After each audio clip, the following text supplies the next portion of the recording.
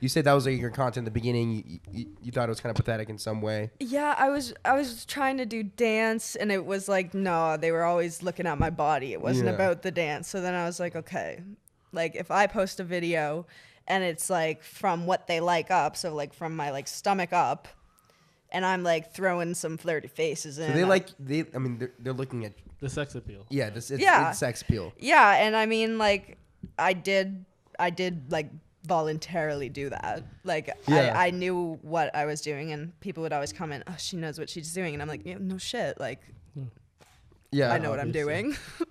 But it kind of started to turn into like the more girls following me when I came out, and then now I got both of them. I got both sides, and they're both like watching my content for that reason. So that's the way to go. Mm-hmm. That's sick. Yeah, that's awesome. There. Yeah. Wait, so how'd you come out on TikTok? Like, how did you? Because you have a huge audience, right? Mm-hmm. And then you have like 96% dudes. And how do you come out and also say like, what'd you do? There was an audio that was getting used for people who were coming out, and I was like, well, like I had already, told my friends, told my parents about it, and I was just like, I'll just like throw this in there as like a little hint, and like nobody really picked it up. And then I was like, okay, I'll make a different video with another audio saying that I am bisexual. And then I posted that, and that kind of got a couple heads turning. But you started to get it then? Yeah, but it was when I got a bisexual flag in my room, and then that's when the girls started rolling in. They saw that tapestry stuff, and they were like, that one so normally, your percentage of it normally girls does it. It went from 4% to what? now it's almost a 50-50. Whoa. Yeah. And then your audience grew from that point, obviously. Yeah. That's crazy. Mm-hmm. Okay. That's insane. That's awesome. Yeah. Yeah, wow. Yeah. So were the comments like, how were the comments when on your videos of your coming out? I mean, I'm on straight TikTok, like because I make the thirst trap videos, I am on straight talk. So there was a lot of like flaky boys in the comment being like, this is a stupid trend. You're just doing it. You're hopping on the trend. I'm like, okay. Like I just kind of, that was also kind of around the time I stopped reading my comments, because I was just like, ugh. Yeah. It was people voicing their opinion. I mean, they have every right to. I just don't need to read it.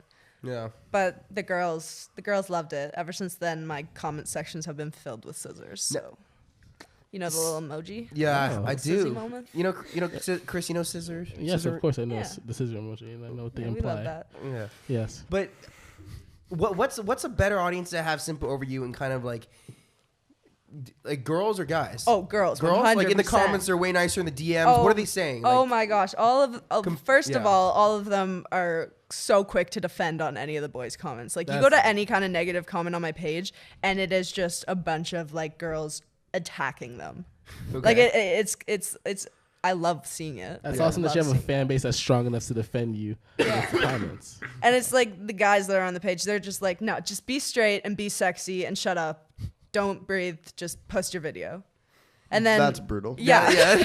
Some of you Have guys you got a comment like are that before? not like representing us right. Like most of you. Yeah, I know exactly. No, they're not representing like it's like a generalized group. For of, sure, like, yeah. Weird It's the white loudest ones. straight boys. Yeah. Okay. Yeah. And then girls, on the other hand, or they're defending you the entire time. Yeah, no, they always. I feel like most of the girls that follow me are also part of the LGBTQ plus community. So like they don't take somebody comments something homophobic and they're like quick to snap back. Yeah, I Yeah. get what you mean. Mm-hmm. And I think like for us, we've interviewed a lot of podcast guests. We haven't interviewed that many.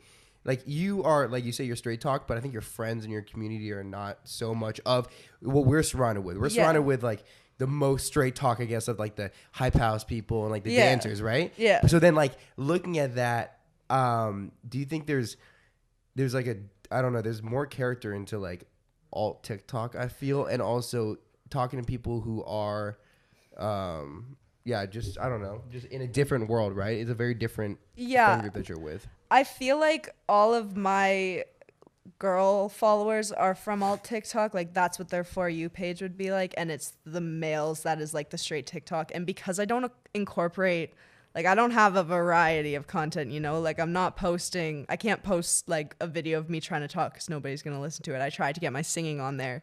I mean, they did fine, but like, Yeah. that's not what people originally followed me for. So I feel like I'm just like sticking to that. Yeah. Yeah. And do you feel like you kind of have to do that, or?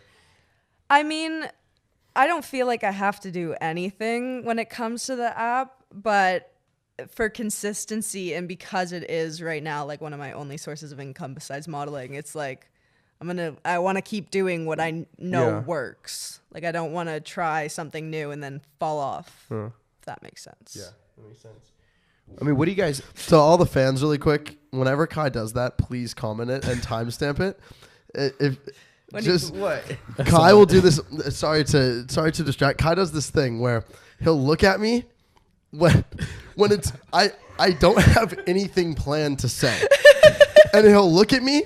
And he does it every time, awkward. And it's so fucking awkward. He'll probably kind of slow down a little bit. He probably does it 3 times a podcast. So I'm saying it now. Look for it. It's fucking hilarious, and it happens every time, like clockwork. So anyway, real quick, and also I want to continue going, but we didn't mention this in the beginning because we just got right into it. We dropped merch, by the way, guys. So go check it out. Merch is live down below. We did not talk about that, but first podcast back.